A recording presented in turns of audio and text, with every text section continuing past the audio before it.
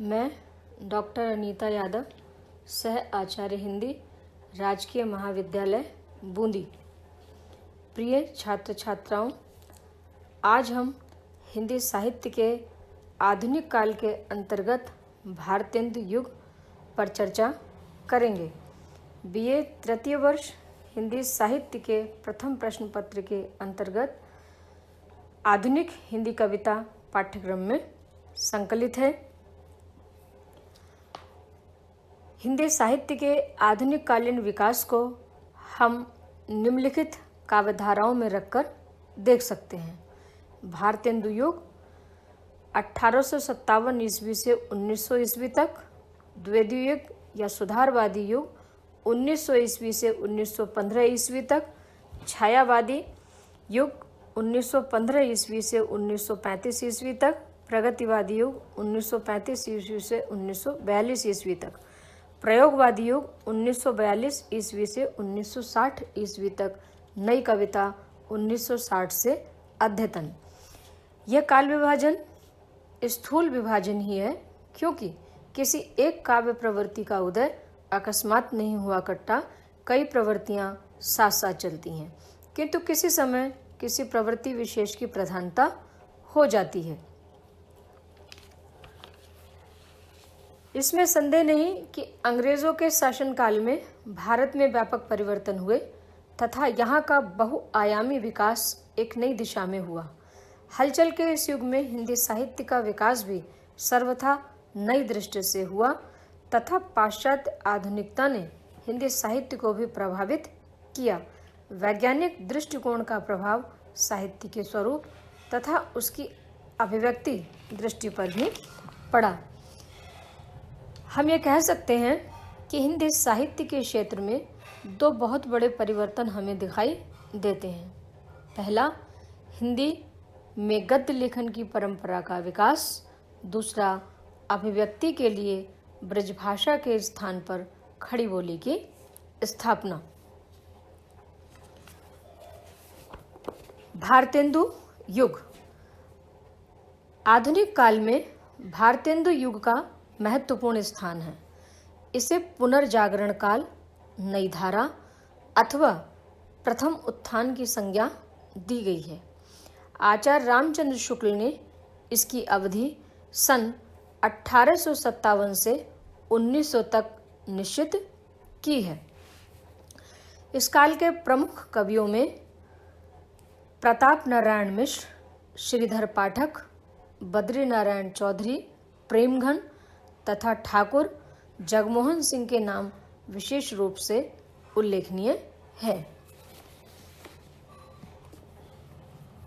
भारतेंदु युग के केंद्रीय व्यक्तित्व भारतेंदु हरिश्चंद्र थे। वे राष्ट्रीय चेतना के संवाहक थे तथा हिंदी साहित्य में आधुनिक चेतना के प्रणेता रहे। अब हम भारतेंदु युग की विशेषताओं का अध्ययन करेंगे। इस काल में भक्ति व रीतिकाल के काव्य की विशेषताओं का पुट तो मिलता ही है, साथ ही कुछ नवीनताओं का भी समावेश किया गया है। भारतेंदु युगीन कवियों का काव्य फलक अत्यंत विस्तृत है। उनकी रचना प्रवृत्तियां एक ओर भक्तिकाल और रीतिकाल से अनुबंध हैं, तो दूसरी ओर समकालीन परिवेश के प्रति जागरूकता का भी उनमें अभाव नहीं है। इसकी विशेषताएं कुछ इस प्रकार हैं। राष्ट्रीयता। देश के उत्कर्ष पर प्रकाश डालते हुए इस युग के कवियों ने जनमानस में राष्ट्रीयता की भावना उत्पन्न की। इन्होंने देशभक्ति से परिपूर्ण अनेक कविताएं लिखीं। इन कविताओं में अंग्रेजी शासन की कटुता तथा स्वशासन की विशेषताओं का भी उल्लेख किया गया है। अंग्रेजों की शोषण नीति पर भारतेंदु जी ने व्यंग्य भी लिखे हैं। भक्ति भावना। इस युग में निर्गुण भक्ति, वैष्णव भक्ति और स्वदेश अनुराग से परिपूर्ण ईश्वर भक्ति के दर्शन होते हैं। इन कवियों ने ईश्वर भक्ति और देशभक्ति का सुंदर समन्वय किया है। इस युग के काव्य में ईश्वर भक्ति का वर्णन परंपरागत प्रणाली पर ही किया गया है, परंतु मौलिकता सर्वत्र देखी जा सकती है।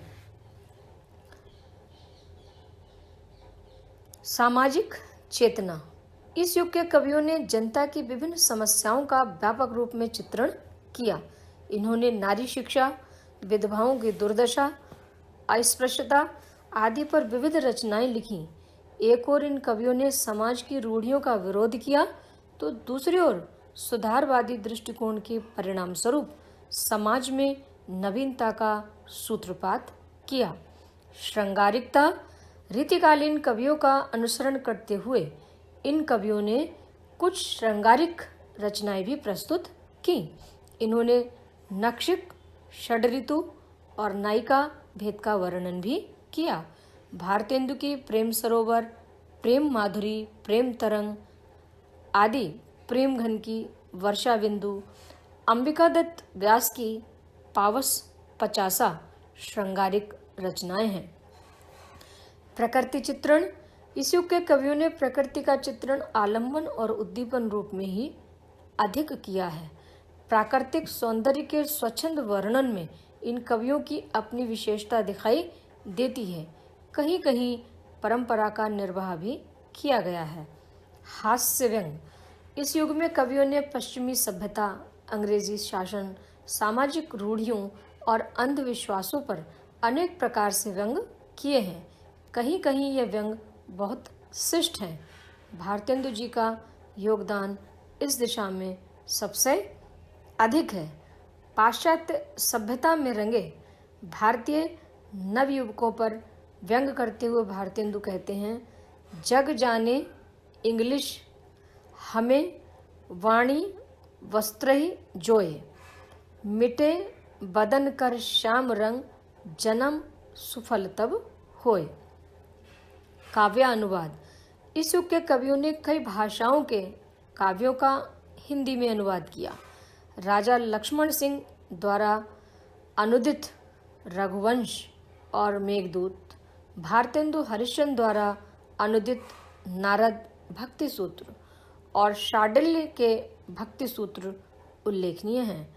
श्रीधर पाठक ने अंग्रेजी की काव्य कृतियों गोल्डस्मिथ कृत हर्मिट और डेजर्टेड विलेज का हिंदी में अनुवाद किया।